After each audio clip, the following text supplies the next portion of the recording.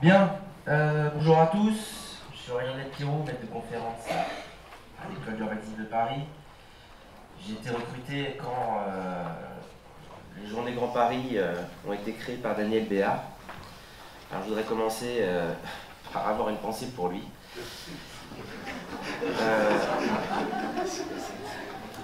Daniel Béard me fait penser un peu à Orelsan, vous savez, ce rappeur homonyme qui dit on a commencé dans une salle des fêtes et on est en train d'arriver là où on voulait être. Ben, c'est un petit peu l'histoire des Journées Grand Paris. C'était une initiative assez individuelle, d'une ampleur modeste et qui chaque année a pris de l'ampleur, qui a mobilisé de plus en plus d'enseignants-chercheurs, de professionnels, d'élus, de techniciens. Et je dois dire que quand je vois cet amphi plein, quand je vois le plateau qui a été réuni aujourd'hui, quand je vois les intervenants qui prennent sur leur temps bénévolement pour venir intervenir à l'école, et quand je vois ce mélange tout à fait singulier, encore une fois, on le dit sans forfanterie, mais un temps d'échange entre professionnels, élus, techniciens, enseignants-chercheurs, étudiants, pendant une journée ou deux, c'est rare et c'est précieux. Donc j'ai une pensée pour Daniel et on sait aussi ce qu'on lui doit dans l'évolution de ces journées Grand Paris. Alors, d'un point de vue personnel, j'estime qu'on est tout à fait au cœur de notre mission d'enseignant-chercheur. Je redis ce qu'a dit Daniel, on ne changera pas notre identité, chacun vient avec son identité professionnelle. Nous sommes enseignants-chercheurs en aménagement urbanisme, issus d'horizons disciplinaires différents, c'est-à-dire qu'on met en œuvre des approches critiques, fondées sur des méthodologies, avec une certaine rigueur empirique. Pour autant, on est évidemment ouvert, et non seulement ouvert, mais désireux d'un débat, d'un dialogue en fait, avec les acteurs qui participent concrètement à la transformation de nos villes et de nos territoires.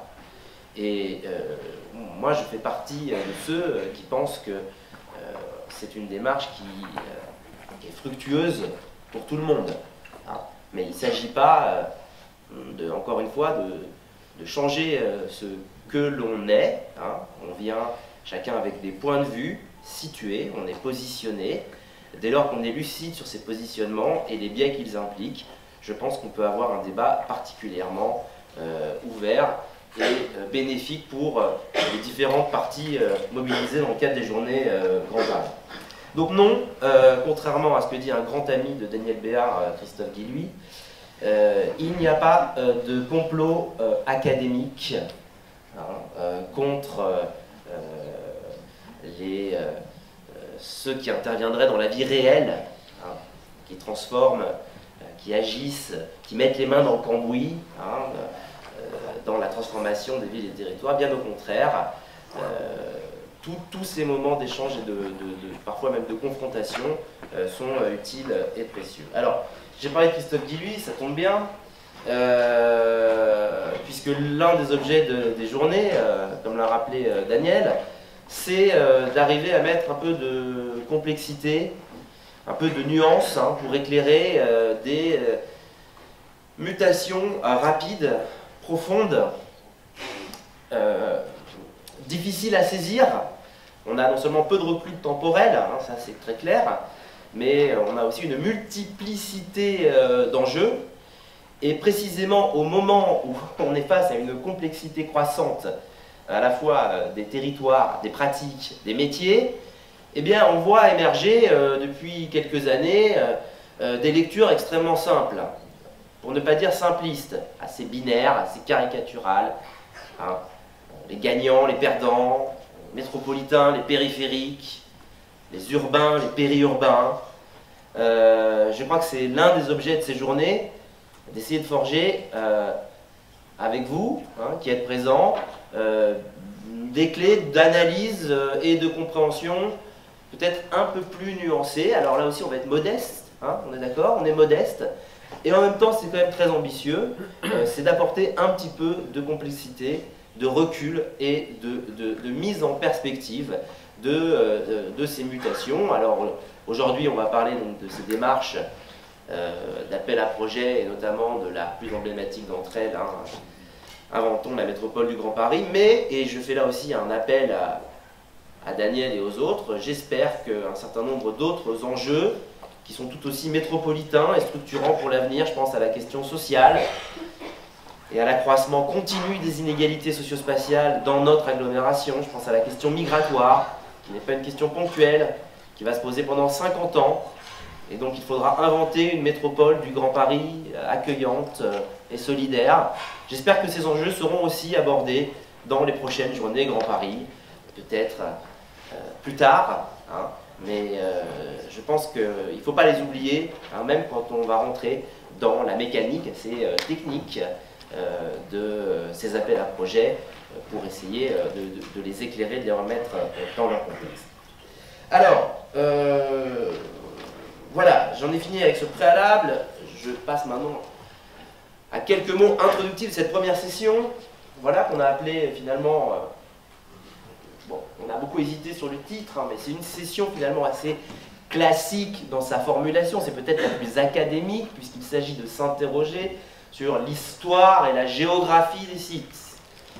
De ce point de vue-là, on est très dans le champ franco-français académique, hein, le triptyque histoire, site, situation, débouchant, comme on l'a appris pour certains d'entre nous dans nos formations, hein, sur une typologie, c'est-à-dire sur un classement méthodique et problématisé permettant de comprendre eh bien, la carte que nous a montrée Catherine Barbet, et dont je propose ici une version beaucoup plus minimaliste, mais qui a une vocation presque pédagogique, finalement comprendre ce semis de points, c'est-à-dire de sites mis en projet dans le cadre de l'appel IMGP, comprendre leurs caractéristiques intrinsèques, comprendre évidemment leur position relative au sein de la métropole et comprendre éventuellement aussi les liens qu'ils peuvent nouer les uns avec les autres à différentes échelles.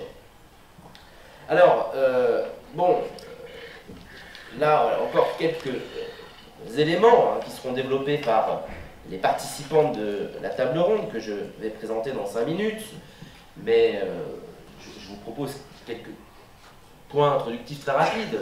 Histoire. Bien, histoire, alors je ne vais pas vous faire du en même temps, hein, pour citer un camarade de formation qui a eu un destin un peu plus éclatant que le mien, et dont on attend désespérément les annonces sur le Grand Paris, mais ça ne saurait tarder. Histoire, on est en même temps dans une forme d'héritage, parce que tous les sites ne relèvent pas d'une génération spontanée. Une partie d'entre eux ont un ancrage parfois ancien dans des logiques de projets qui peuvent remonter à 20, 30, parfois à 40 ans, mais il est incontestable qu'une autre partie d'entre eux relève d'une nouvelle génération de sites que moi je qualifie de mise en projet, hein, c'est une formule que je prends à Rémi Lafou, collègue géographe, qui parle de la mise en tourisme des stations de ski ou des stations balnéaires. Et bien là, il y a une mise en projet d'un certain nombre de sites qui, jusqu'à présent, n'étaient pas dans le radar de la carte de la transformation métropolitaine, hein, y compris les radars très fins qui ont été mis en place, par exemple, par l'IAU, à travers son projet Wikimap, ou sa carte des projets structurants. Donc, il y a un élément de nouveauté historique incontestable, qui est résumé par cette formule, bon, qui n'est pas forcément la plus à droite, parce qu'elle tend un petit peu à faire passer les territoires pour des objets à marchander, mais cette formule donc de Patrick Ollier, hein, sans l'élan donné par IMGP, sans la vision globale, sans l'impulsion que nous portons, certains sites n'auraient jamais trouvé preneur. Bon, c'est la fin que j'aime pas trop, mais incontestablement, il y a une mise en projet. Oui, non, mais preneur, voilà, les territoires ne sont pas forcément des marchandises qui sont justement à marchander auprès des uns et des autres. Mais en revanche, dans la capacité à les mettre en projet, c'est incontestable, en tout cas de mon point de vue. Le site, alors les sites, Catherine Barbet l'a déjà dit, les sites ils sont marqués par une très grande diversité qui a permis une meilleure connaissance, qui a donné de la matière grise pour mieux connaître, mieux s'approprier les différents espaces et territoires de la métropole du Grand Paris, diversité de taille, on l'a rappelé, de un peu moins de 1 hectare à 14-15 hectares pour le plus grand, alors que là on a un palier qui a été franchi par rapport à Réinventer Paris, puisque le plus grand site c'était à peu près 1 hectare. Donc en fait le plus grand site de Réinventer Paris, c'est plutôt le plus petit site de Réinventons la métropole. Donc on est là on est confronté à des sites qui ne sont pas seulement des programmes immobiliers, incontestablement, dont beaucoup sont le support de projets urbains, complexes, intégrés, qui s'inscrivent à des échelles multiples. Donc c'est incontestable, une diversité de tissus, là aussi Catherine l'a dit, du dense au pas dense, du très urbanisé au peu urbanisé. Donc on voit, et ce sera plutôt l'objet des tables rondes de l'après-midi, qu'il y a une complexité, une diversité d'enjeux pour l'aménagement urbain qui est issu tout simplement de cette géographie singulière des sites. La situation, enfin, donc plutôt la position relative de ces sites et leur géographie métropolitaine. Alors, c'est là qu'intervient l'approche typologique. On peut mobiliser beaucoup de critères. Vous savez, une typologie, c'est toujours fondé sur des critères, des indicateurs qui permettent à la fois de regrouper les sites sur la base de points communs, mais aussi de les différencier les uns par rapport aux autres. Une typologie sans critères, c'est comme un livre de Christophe Guilluy. Donc c'est creux. Donc, c'est l'un des enjeux de cette session, il me semble, de pouvoir essayer d'identifier des critères pertinents de regroupement de ces sites en fonction d'un certain nombre d'indicateurs. Et à ce titre, je voudrais rendre hommage au travail des étudiants du Master 2 de l'École d'urbanisme de Paris, qui ont mobilisé toute une série de données. Alors, ils ne partaient pas de rien. Bien sûr, il y a déjà eu des travaux d'analyse de sites. Catherine en a parlé, les monographies réalisées par l'APUR, bien sûr. Les éléments donnés dans les conditions particulières du site. Mais nos étudiants sont allés un petit peu plus loin et donc ont construit un tableau qui est une base de données extrêmement précieuse, qui n'est pas tout à fait finalisée, mais qui sera bien sûr, nous l'espérons, diffusée et aussi mise au service des acteurs de l'appel à projet, où vous voyez, on a la surface bâtie, la surface du terrain, la distance à Paris, l'état du site, le rapport au réseau viaire, la pollution, la proximité à un cours d'eau, etc. On arrive à quasiment 55 critères, avec bien sûr des critères aussi sociaux, intéressants, moyenne d'âge de la population, caractéristiques sociales, couleur politique du maire, etc. Donc c'est une base de données précieuse. Et ils ont finalement croisé cette base de données avec deux variables structurantes que l'on peut très largement discuter. C'est un travail qu'ils ont fait en 5 jours dans le cadre d'une activité commune co-encadrée par Daniel et moi. Donc bien sûr, elle a ses forces et ses faiblesses, elle a ses limites. Deux variables structurantes. L'une, c'est l'échelle d'intervention et d'impact avec, on va dire, un gradient qui va de l'échelle la plus locale à l'échelle la plus métropolitaine. Et là, on s'appuie plutôt sur des critères, vous voyez, d'accessibilité, d'ambition programmatique pour le site. Et l'autre variable, c'est justement l'intensité de la transformation urbaine qui s'inscrit là dans l'héritage du projet, les potentiels de mutabilité. Et donc, à partir de ces indicateurs qui ensuite ont fait l'objet de ce qu'on appelle en analyse spatiale une ACP, une analyse par classification, ils ont finalement fait un tableau qui permet de dégager déjà un premier portrait, certes dressés de manière un peu grossière, hein, avec des critères dont on pourra discuter, d'ailleurs, je l'espère. Donc des sites qui seraient à dimension métropolitaine et ambitieux dans leur transformation urbaine, bon, c'est plutôt rassurant. Des sites plus, on va dire, locaux dans leur inscription et portés par une intensité de projet plus modérée, mais aussi parfois une forme de décalage, hein, entre l'échelle et l'intention. En croisant tout ça, on peut donc construire un système d'information géographique où, vous voyez, en replaçant les réseaux actuels et projetés dans le cadre du Grand Paris Express, on a donc du métropolitain ambitieux, on a du local ambitieux, et on a une carte de synthèse qui est issue de cette typologie. Voilà. Alors c'est un travail, encore une fois, je le dis, imparfait, hein, mais qui donne des bases pour discuter de ces sites et de leur inscription, finalement, dans la métropole. Là où c'est très intéressant, c'est quand on croise donc les deux approches qui ont été faites, l'approche assez monographique, donc les 56 indicateurs, l'approche plus problématisée à travers les deux variables, et alors là, finalement, on a des choses très, très étonnantes, puisque on peut croiser, on peut se demander, tiens, les sites qualifiés de métropolitains ambitieux, ils correspondent à quelle couleur politique du maire? Ou ils correspondent à quelle historicité dans les projets d'aménagement? Parce que parmi les indicateurs, les 56 indicateurs, bien sûr, les étudiants ont aussi pris en compte, par exemple, sur des sites qui étaient déjà identifiés comme projets structurants, qui avaient fait l'objet de différents dispositifs de projet, comme les CDT, qui étaient identifiés par le SDRIF. Donc il y a toute une série de croisements qui sont possibles. Alors naturellement, je ne vais pas livrer les résultats ici, parce que je souhaite qu'on discute avec nos intervenants, mais voilà, je vous donne quelques exemples. Voilà.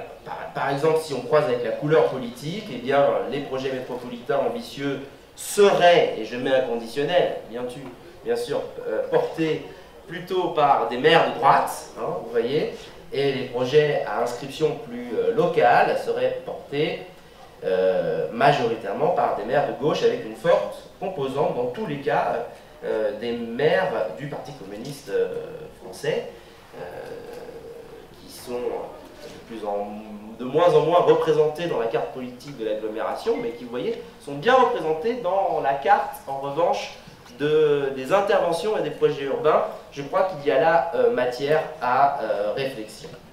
Alors, je termine cette interrogation en disant que finalement, naturellement, ça c'est un travail exploratoire qui aussi comporte des biais méthodologiques, et que je souhaite ce matin qu'on aille plus loin avec nos intervenants. Il y a un élément sur lequel on a très peu d'informations, et même si Catherine Barbet a bien expliqué, hein, vous a fait un récit, elle a déjà en partie répondu, mais c'est quand même cette boîte noire, hein, de la sélection des sites. On a fait une analyse à plat, mais naturellement, on se doute qu'il y a eu un certain nombre de négociations, d'ailleurs vous l'avez dit, hein, de négociations entre les maires, entre les maîtres d'ouvrage, pour retenir tel site, en écarter d'autres. Alors, deux pôles, là aussi il y a des gradients, hein, de mise en tension, c'est-à-dire que l'un des registres justificatifs de la démarche est précisément qu'elle est en partie bottom-up, puisque ce sont des propositions des maires, hein, qui ont été ensuite discutées. D'un autre côté, une première analyse montre qu'une part substantielle des sites viennent conforter des logiques d'aménagement qui sont déjà en cours et qui sont portées par des grands acteurs étatiques ou para-étatiques. Entre les deux situations, on a une grande variété de cas. On a une grande diversité. C'est cette diversité qui sera, à mon avis, intéressante à questionner. De la même façon, on va essayer de sortir de cette approche-là un peu binaire proposée par les étudiants sur local, métropolitain, parce que bien sûr, on peut sans doute, mais à quelles conditions, être un site de transformation à la fois local et à dimension métropolitaine, naturellement. Par ailleurs, et c'est pour ça qu'on a aussi souhaité proposer peut-être une voie, un échappatoire à cette approche, il y a des concentrations de sites à une échelle plutôt mésogéographique, la vallée de la Bièvre en est un exemple, qui pose des enjeux d'articulation, là, pas seulement entre l'échelle locale, la dimension métropolitaine, mais qui font émerger une dimension, j'allais dire, micro-régionale, en tout cas de véritables territoires de projet qui ont été soit confortés, soit réarticulés avec la démarche IMGP. Enfin, les effets de levier. Les effets de levier, ils dépendront de la capacité, bien sûr, à mettre en réseau ces sites, à les faire parler, à les rendre complémentaires, à sortir du patchwork qui parfois est le fruit du marketing médiatique, hein, quand on regarde un peu les médias, hein, redessiner la métropole, les nouvelles centralités en devenir. Donc très concrètement, quelles seront les modalités d'articulation et d'interrelation des sites. Et puis comme Daniel s'est permis de parler de one shot, je l'ai repris, la SGP rappelle à juste titre qu'il reste beaucoup de terrain à urbaniser. Hein, il reste énormément de terrain urbanisé. Alors là, je parle plutôt des quartiers de gare. Hein. Donc finalement, on se place où dans le processus long de transformation métropolitaine après cette première vague, hein, de IMGP. Qu'est-ce qu'on attendrait d'un éventuel IMGP 2, 3, etc. Donc voilà, quels sont les effets finalement vertueux, boule de neige, les cycles, les cercles qui pourront être finalement mis en œuvre, entraînés par cette démarche. Je terminerai, vous vous en douterez, par un aspect un petit peu polémique. Est-ce que vous connaissez le point commun entre Jean-Louis Micica, Xavier Lemoine et Jacques Ferrier? Non, personne ne l'a. Alors, c'est un premier point commun. En effet, ils ne sont pas présents. Et puis, ce sont trois acteurs importants qui ont mobilisé la figure, voire la rhétorique de la carte postale pour ces appels à projets. On a eu une passe d'armes il y a 2 ans ici avec Jean-Louis Micica qui nous avait dit « mais vous vous rendez pas compte, on est en train de créer les cartes postales du Paris du 21e siècle ». La carte postale, c'est pas d'ailleurs une figure qu'il faut prendre, je veux dire, de manière critique. Une carte postale, c'est à la fois quelque chose qui peut être très localisé. Hein, quand on écrit, c'est que on veut dire qu'on vient d'un territoire, qu'on a visité. Et en même temps, on envoie souvent des cartes postales des hauts lieux, hein, des choses emblématiques. Très étonnamment, cette figure a été reprise par Jacques Ferrier qui nous dit que l'enjeu des quartiers de gare, donc là aussi on sort un petit peu de IMGP, même si les deux démarches sont très liées, vous l'avez dit, c'est de fabriquer des cartes postales du Grand Paris, de créer des événements. Hein, et lors, enfin, d'une visite absolument mémorable de nos étudiants à la mairie de Montfermeil, Xavier Lemoine, en me raccompagnant, me disait, et en me montrant une carte postale ancienne de la mairie de Montfermeil, très jolie d'ailleurs, hein, du début du XXe siècle, me disait « On aura gagné quand on pourra recommencer à envoyer des cartes postales de Montfermeil ». Alors, je crois que finalement cette figure cristallise un petit peu toutes les interrogations qu'on a sur ces sites. C'est-à-dire que s'il s'agit seulement de fabriquer des cartes postales, voire des cartes de vœux pour signaler l'innovation dans le territoire métropolitain, je pense que personne n'y se retrouvera, mais je pense que personne ici est sur cette logique. En revanche, s'il s'agit de rendre aussi aux habitants de ces quartiers leur fierté, leur capacité d'appropriation, s'il s'agit de créer de nouveaux usages, parce que derrière les territoires, hein, il y a quand même toujours des habitants. Hein, quand on dit ces territoires qu'aujourd'hui rien ne distingue et n'identifie, alors d'abord merci pour eux, mais je dis attention à la réification. Hein, ces projets doivent être aussi au service, hein, des habitants. Il n'y a pas de territoire sans des acteurs qui se les approprient. Et donc j'espère que ce sera aussi une dimension qu'on pourra prendre en compte dans notre panel. Voilà, alors on a un casting 5 étoiles un petit peu pour cette session. On a la chance donc d'accueillir Dominique Alba, qui est directrice générale de l'APUR. Pour certains de nos étudiants de M1 qui ne le sauraient pas encore, l'APUR c'est l'agence d'urbanisme de la ville de Paris, mais qui a depuis longtemps franchi les frontières du périphérique dans le cadre de ses travaux et qui a été cheville ouvrière dans Catherine l'a rappelé, dans tout ce qui a constitué les études préalables à la constitution d'appel à projet. Dominique Alba était aussi par ailleurs ancienne directrice du pavillon de l'Arsenal. Je le dis aussi pour les étudiants, c'est un lieu que vous serez amenés à fréquenter. On a beaucoup d'étudiants de Master 1, qui est un centre de ressources extrêmement précieux pour nous, où a lieu aujourd'hui l'exposition sur les sites lauréats. Valérie Meyer-Blimont, qui est conseillère métropolitaine, donc là aussi qui représente la métropole du Grand Paris et qui a été déléguée auprès du président précisément pour suivre et mettre en œuvre la démarche Inventons Métropole du Grand Paris.